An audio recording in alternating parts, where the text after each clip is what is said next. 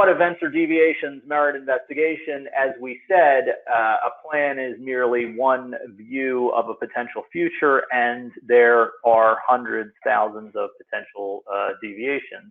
Every day that it rains, if it hadn't been assumed to rain that day, could be considered a deviation. Not every event will merit investigation, so which ones do? These definitions are from both AACE International and the Society of Construction Law.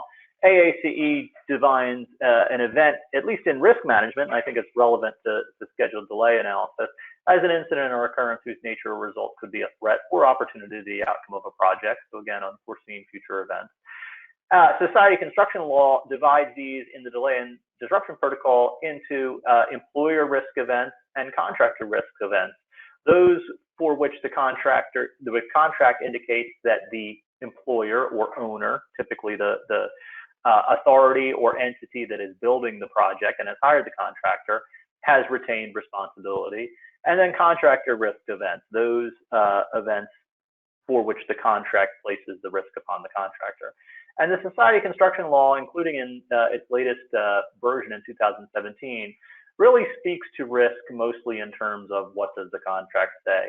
I have certainly found, and I think that's an excellent view, but that often the contract doesn't state with specificity who owns the risk for some particular deviation or some more complex set of deviations that affects the project, and you still end up with these thorny, hairy issues that need to be sorted out beyond simply referencing the contract. But certainly the contract is an important starting point, as AACE will also say.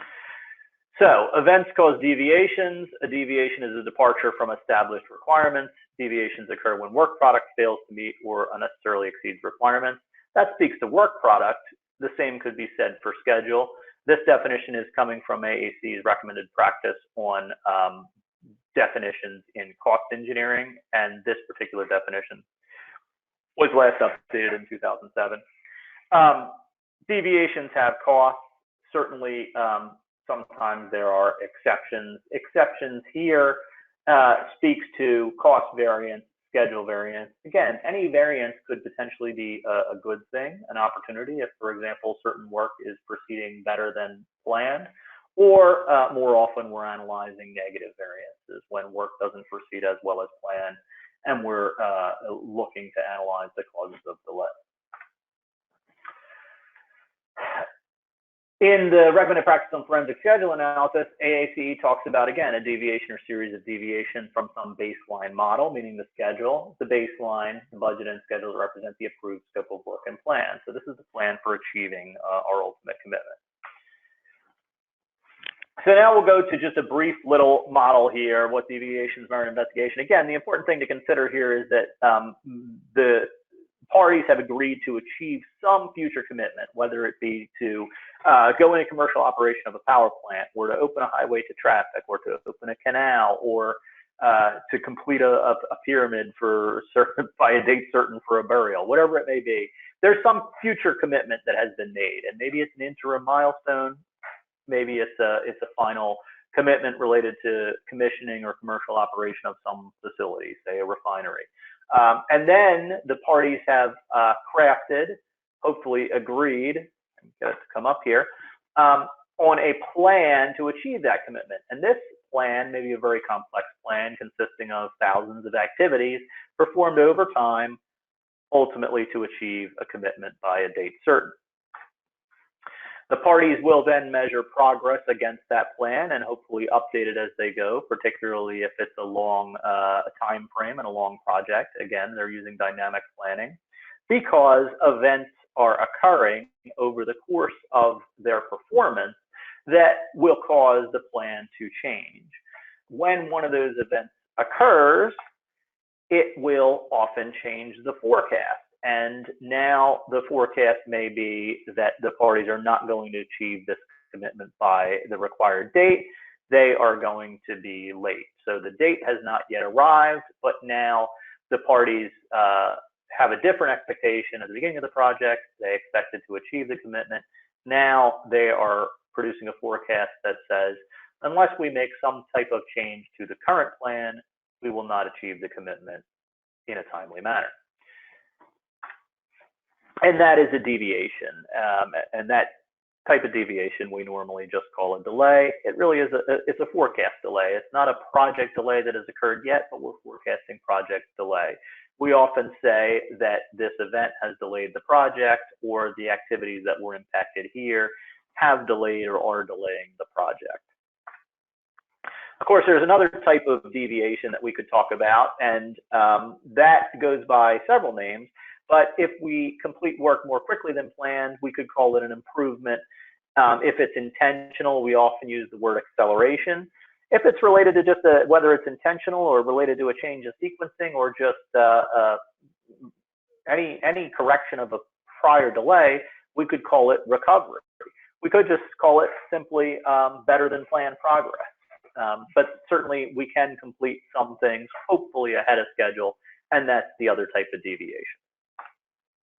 Of course, the deviations that we'll talk about mostly in claims are delays, and that's because when we don't achieve a commitment timely, people are often understandably upset because there's a significant amount of money involved. Perhaps the owner in this case has committed to a power purchase agreement and now doesn't have a power plant that's fully commercially available, or has committed to a certain refinery output and the refinery is not prepared to achieve that output. Whatever the case may be, there are damages, and the parties, one or more, typically all of the parties, would like to perform an analysis to determine over the course of this complex plan who is responsible for what portion of the ultimate deviation, such that they can use that determination to parse out responsibility for the associated damages. So the key thing to remember, I think, with applying all of the delay analysis techniques, again, is to not lose the forest for the trees, as they say. When we get into the details of an analysis, always make sure that we've identified what is the commitment that we're analyzing, what is the plan of the parties to achieve that commitment, what events have occurred over the course of performance, how are we evaluating the parties' efforts to dynamically overcome those events and replan the project.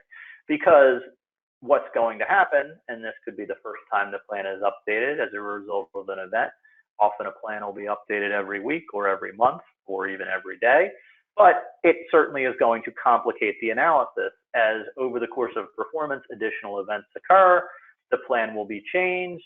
Sometimes the forecast will show that the commitment is less likely to be achieved, sometimes more likely to be achieved. And over the course of the project, we need to evaluate not only the occurrence of each event and its impact on the project, but also the changes to the plan that the parties have made and those impacts on the forecast of the project. And ultimately, responsibility not only for the events, whether it be an unforeseen condition or an intentional act, but responsibility for any recovery associated with a change to the plan, or delay associated with change to the plan, delay associated with simple inability to perform according with the plan, whatever the case may be. And that may mean analyzing hundreds or potentially even thousands of small deviations over the course of a complex project. And that's why we need these more advanced analysis techniques to ultimately determine at net who is responsible for what portion of the ultimate project delay. I think we can pause there briefly. There's, as I said, additional definitions that are written here, which you can read and review. If you have questions on the definitions, the source documents are available. Certainly you can read them, and if you have specific questions on a definition, you can refer them to me. However, they're more provided here for your reference, so I won't read through each of these definitions, but these are some of the terms that we'll be using throughout the course. And if you need a reference to go back and take a look at what does that term mean, all of the definitions are provided here for you. I would refer you to AACE's document 10S90, which has a more comprehensive list of definitions. In my opinion, they're not all very good definitions, and we're continuing to work, including this year, on projects to refine these definitions as they've been written by many people over time.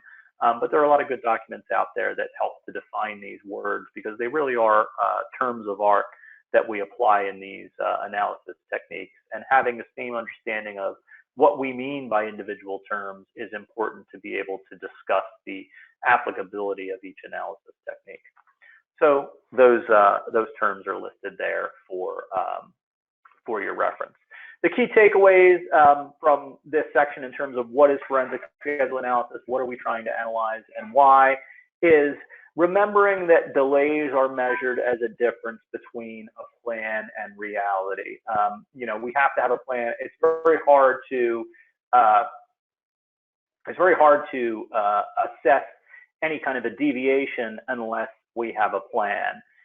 Reality, hopefully we have good records of what actually happened. Sometimes we don't, but those are the two important things. This is how we measure delay. It's a difference between a plan and reality. Delay analysis is thus a comparison of an as-planned versus an as-built schedule, or looking at it more in the opposite sense, or negatively, determining what would have happened but for certain events, or if certain events had not occurred. And we'll talk about some of the subtractive techniques that look at projects from that perspective. Breaking projects down into individual segments of time in order to parse or divide the analysis, particularly on a complex project. The term windows is used for many analysis techniques, which just really means breaking a project into segments of time, although some have applied that term to specific techniques. There are many analysis techniques that lay claim to the term windows. And then finally, time impact analysis. Again, determining or quantifying a delay in terms of how much time was lost is a time impact analysis. There are certain techniques that lay claim to that name more than others, and we'll talk about which techniques are most associated with some of these common names. Important points, though, that the existence of an achievable plan, and we'll talk about constructability, and the level of detail of the plan are key factors in any analysis of the plan. And the question that I would leave you with, something really to think about conceptually here in analyzing delay, is can delay exist without a plan? And if it does exist, can it be measured? What do we measure against if we don't have a plan? Or a better question is perhaps, if we don't have a reasonable plan, or a plan that was achievable at the outset. Questions to consider in performing any delay analysis. And as an example, I've used this project. This is a church in Barcelona, Spain, La Sagrada Familia, which has been under construction since the 1880s. And it still remains under construction. But what's interesting about this project is you would think perhaps that a church that has now been under construction for 140 years perhaps has been delayed. But in order to know whether or not a project is delayed, we really would need to know what was the original plan. This is a picture of the church in 1905. This picture was taken in 2009, and you can see the ongoing work at the church. But the architect of the church, who was Gaudi, was asked in the early 1900s when he thought the church would be completed, and his response to that was, "My ultimate client has a lot of time." So effectively, did not provide a forecast for some hard end date. And in this example, I might argue that it's difficult to say whether or not the project has been delayed if at the start there really was not any defined time when it would be completed. Some activities may have been completed sooner or later than planned, but who can say whether or not the project is on time or not? In fact, when Gaudi died in, I believe, 1926, news reports at the time assessed that the project was approximately 75%, or I'm sorry, approximately 25% complete. That would put us at about here on the timeline. And if it was approximately 25% complete after 40 years, then it's not hard to imagine that perhaps 160 years was always the plan for the project. The truth is, I don't think anyone knows for certain, but the team on the Sagrada Familia does project that the project will be completed sometime within the next few years. I do think they had published forecasts that had projected completion sometime in the late 2030s, although the church has been used for facilities or for ceremonies. There is some ongoing work continuing. So again, always something I would keep in mind is when you're analyzing delay, what is the commitment that I'm analyzing? Is it firmly established in a contract somewhere? How am I going to analyze the commitment? First, I'm going to identify what was the plan to achieve that commitment, and then I'm going to analyze deviations between the plan and reality, including all of the changes to the plan over the course of performance. If you understand those concepts, you will really be in a very good situation to understand the application of a lot of the analysis techniques. And I do feel that many analysts jump right into application without stepping back and appreciating or establishing for themselves the theory of what they're trying to analyze. Very important, and that's why I spend some time on it at the beginning of this course.